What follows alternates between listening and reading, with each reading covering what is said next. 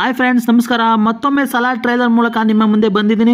ಮೊದಲು ಹೋಗಿ ಟ್ರೈಲರ್ ನೋಡ್ಕೊ ಬರೋಣ. ನನಗೆ ಅನ್ನಿಸ್ತು ಅಂತ ನಾನು ಹೇಳ್ತೀನಿ, ನಿಮಗೆ ಅನ್ನಿಸ್ತು ಅಂತ ದಯವಿಟ್ಟು ಕಮೆಂಟ್ ಮಾಡಿ.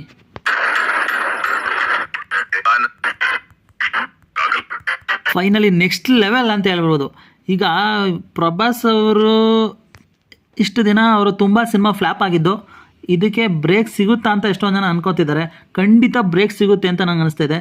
ಆಮೇಲೆ ಇನ್ನೊಂದು ಏನಪ್ಪ ಅಂದರೆ, ಇಷ್ಟು ದಿವಸ ಪ್ರಶಾಂತ್ ನೀಲ್ ಅವ್ರನ್ನ ಉಗ್ರಂ ರೀಮೇಕ್ ಅಂತ ತುಂಬ ಜನ ಕೇಳ್ತಾಯಿದ್ರು. ಅವರು ಒಂದೇ ಸರಿ ಮುಟ್ಟಿ ನೋಡ್ಕೊಂಡು ಉತ್ತರ ಕೊಟ್ಟಿದ್ದಾರೆ. ಈ ಉಗ್ರಂ ರೀಮೇಕ್ ಅನ್ನ ಕೇಳೋರಿಗೆಲ್ಲ ಉಗ್ರಂ ರೀಮೇಕ್ಗೆ ಏನು ಮಾಡ್ಕೋತೀರಾ ಡ್ಯಾಶ್. ಆಮೇಲೆ ನೀವು ನೋಡ್ತಾ ಇದ್ರೆ ನಿಮಗೆ ಖಂಡಿತ ಇದು ಉಗ್ರಮ್ದು ಅಪ್ಡೇಟೆಡ್ ವರ್ಷನ್ ಅಂತ ತುಂಬ ಚೆನ್ನಾಗಿ ಗೊತ್ತಾಗುತ್ತೆ. ಬಟ್ ಏನೇ ಉಗ್ರಂ ಥರನೇ ಇದ್ರೂ ನಿಮಗೆ ಸಿನಿಮಾ ನೋಡಬೇಕು ಅಂತ ಅನಿಸುತ್ತೆ. ಆ ಥರ ಇದೆ ಉಗ್ರಂ ರೀಮೇಕೆ. ಏನೀಗ ಉಗ್ರಂ ರೀಮೇಕ್ ಅಂದರೆ ಯಾರು ಉಗ್ರಂ ರೀಮೇಕ್ ಅಂದರೆ ಯಾರು ಹೋಗಿ ಸಿನಿಮಾ ನೋಡಲ್ವಾ? ನಮ್ಮ DOP ಅವರು ಹೇಳ್ತಾಯಿದ್ರು, ಏನು ಉಗ್ರಂ ಇದೆ KGF ಏನು ಮಾಡಿದ್ವಿ ಅದ್ರ 10ರಷ್ಟಿದೆ ಅಂತ. ನಿಜ, ಅದು 10ರಷ್ಟಿದೆ ಅಂತ ಇಲ್ಲಿ ಗೊತ್ತಾಗ್ತಾ ಇದೆ. ಯಾಕೆಂದರೆ ಆ ರೇಂಜಲ್ಲಿ ಇದೆ ಬಿಡಿ ಸಿನಿಮಾ.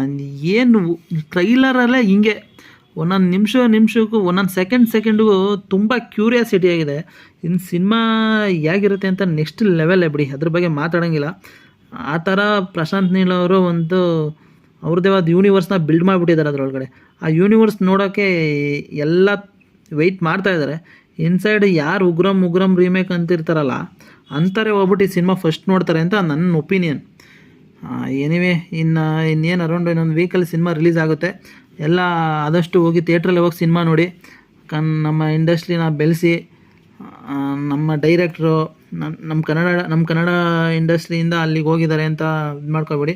ಎಲ್ಲ ಸಿನಿಮಾನೂ ನೋಡಿ ಅಂತ ಕೇಳ್ಕೊತೀನಿ. ಜೈ ಹಿಂದ್, ಜೈ ಕರ್ನಾಟಕ. ಮತ್ತೆ